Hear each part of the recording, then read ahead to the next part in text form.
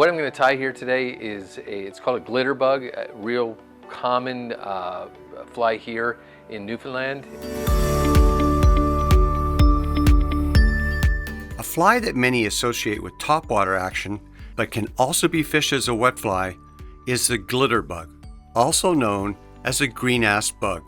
4 years ago, I caught most of my salmon on the gander on this fly swung beneath the surface like a wet fly. Fairly simple to tie. It's sort of a variation on a bomber, and it starts with I'm just going to use a size 8 salmon hook here.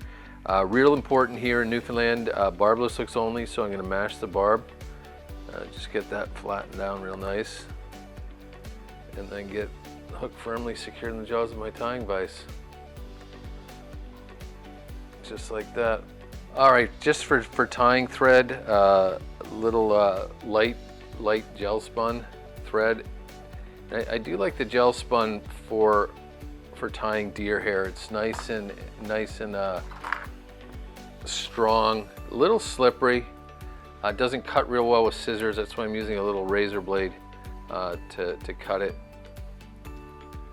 Just kind of filling in the space behind the hook eye return there. Kind of very traditional salmon fly. And so the reason it's called a glitter bug is it's got a little bit of a crystal flash in it, pearl crystal flash. But I'm going to tie that in second, just over top of some calf tail or kip tail. I'm going to keep this tail fairly short. Just strip out the lower fuzzy stuff, make a big old mess of tying table. And I am going to stack this just to get the tips aligned. The tail again is fairly short, and we want it to look somewhat even. I usually don't stack for flies like this.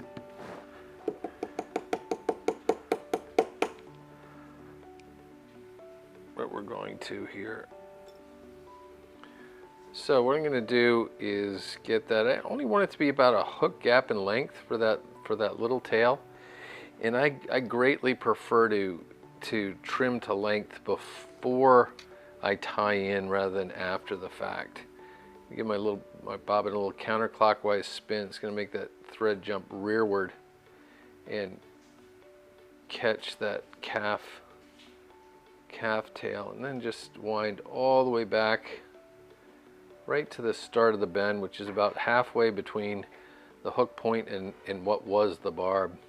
Then I'm going to go back up, and I can do this because of that hook return. I'm just trying to fill in the space along the shank of the hook. Not much flash. You don't really want to overdo it with the flash here. Crystal flash shows up really well on the water, in the water, and too much is just too much. So I got 4 strands there. Wait.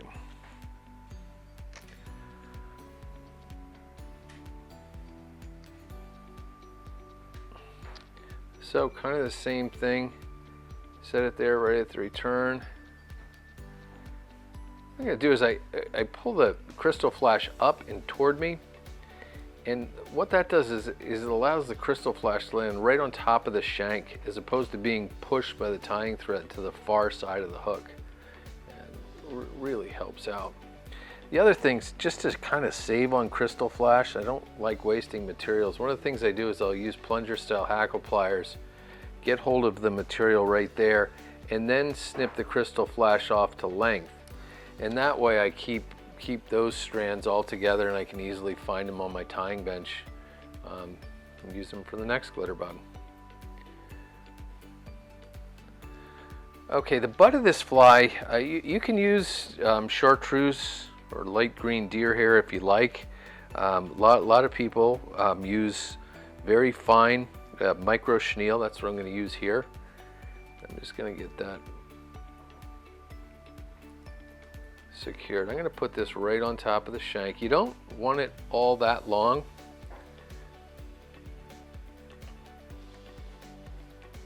And I'm going to try to just keep the chenille together in a bunch Again, just so I'm not wasting materials. This way I can just snip it off and have the rest ready to go.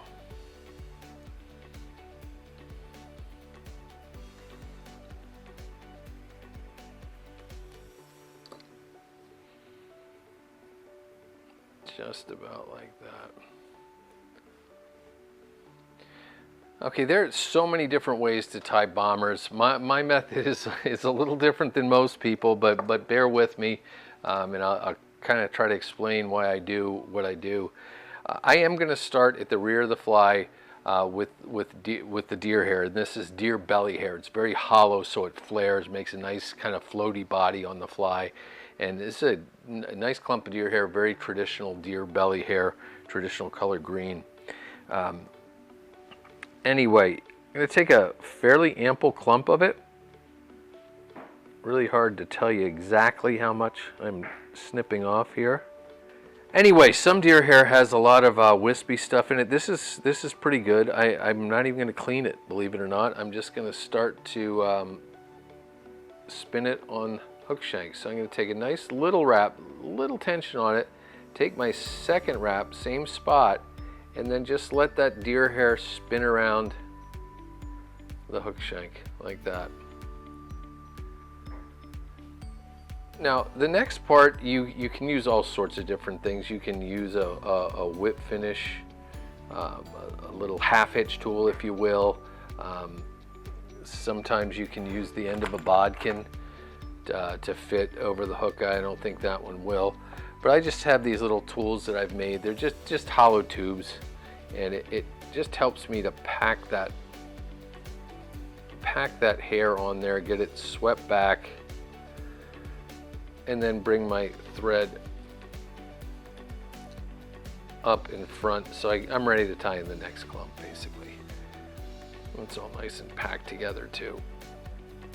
See if I can do this with just 2 clumps. You guys may notice I'm using larger tying scissors here. When you're cutting a lot of material like this, you don't want to use your really fine point scissors like that. It just dulls them very, very quickly. So I'm going to pull some of that fluff out of there. And again, same procedure. Lay the bundle on near side of the hook, kind of a loose collecting wrap, and then another one which flares and spins the hair all the way around the. I'm just going to kind of see where I am at this point, whether I may need another smaller clump. That one really compressed on there, so I am gonna put another little clump on there. Don't want to crowd the hook eye. That's kind of a big deal here. Leave some room. So third clump, but a little smaller.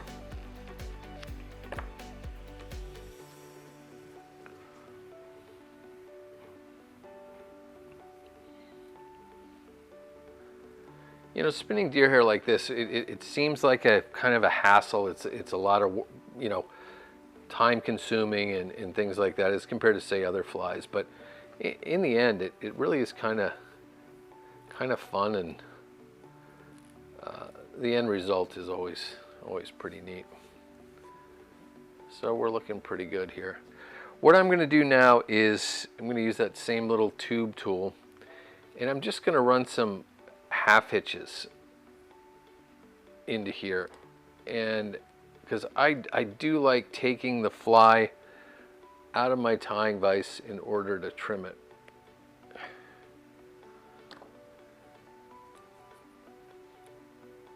So I'm going to pull this out, and this is where you start to make just a really big mess of your tying table. So I definitely don't want to snip that beautiful little calf tail off. Some people put tape over it, which works really well. If you want, I'm just going to try to be careful here. And generally I just cut kind of a square or rectangular shape. I do want to go along the very bottom of the shank, because you don't want to block the hook gap here too badly.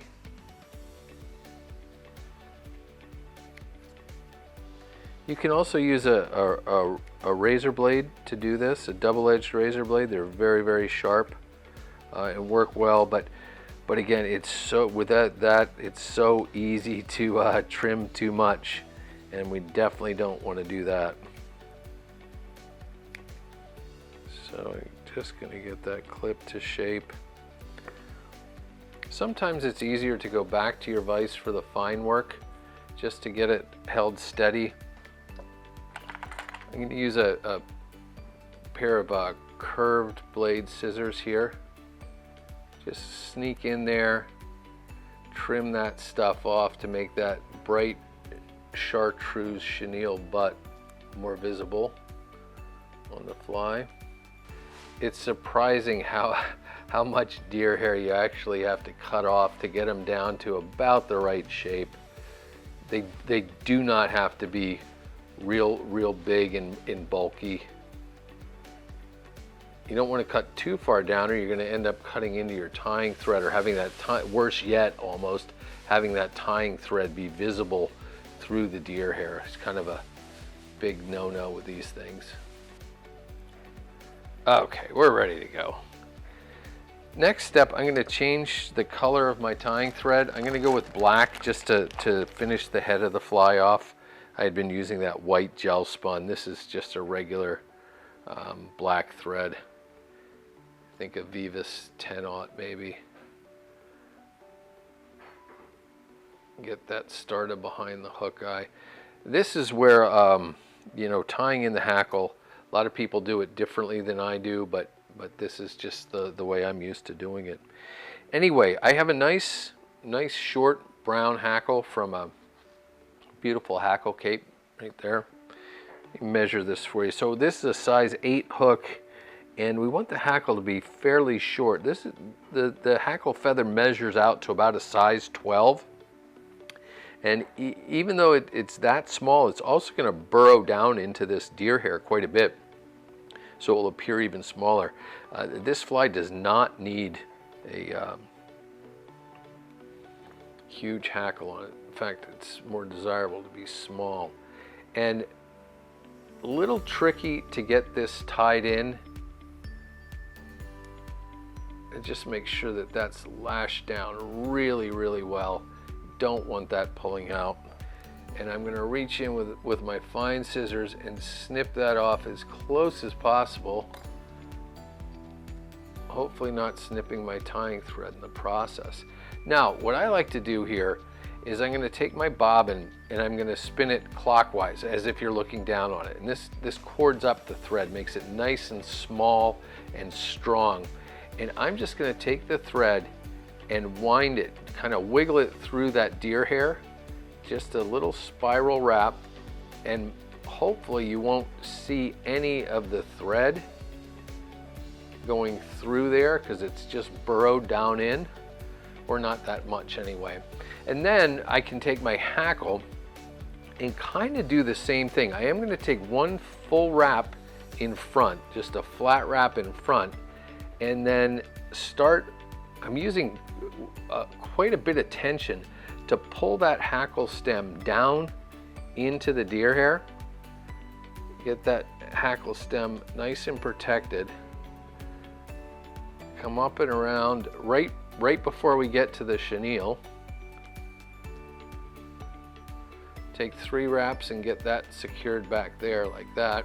And then most of the time you say a little prayer, hope for the best, and just hopefully don't do that. Break that hackle point off a little easier than going in and snipping it. Then I'm going to do the same thing. I'm going to wind back through the deer hair, pulling nice and snugly down, getting the thread to burrow into the hair. And what we're also doing here, real importantly, is cross wrapping that hackle stem. And you know, if a trout or a salmon got a tooth in there, they could break that delicate stem. So when you cross wrap it, you really strengthen it. Alrighty, almost there, guys. Just a little whip finish.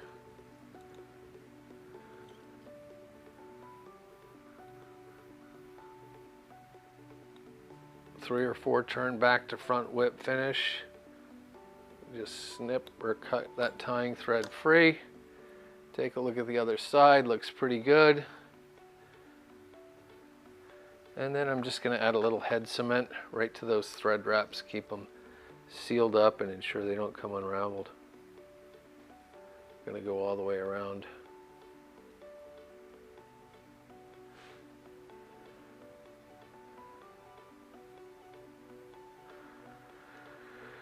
There we go. And that's the glitter bug, ready to fish here at on the Gander River. And hopefully we get some water coming in next couple of days and a little cooler temperatures and get the fish activated. And we'll certainly be throwing this fly.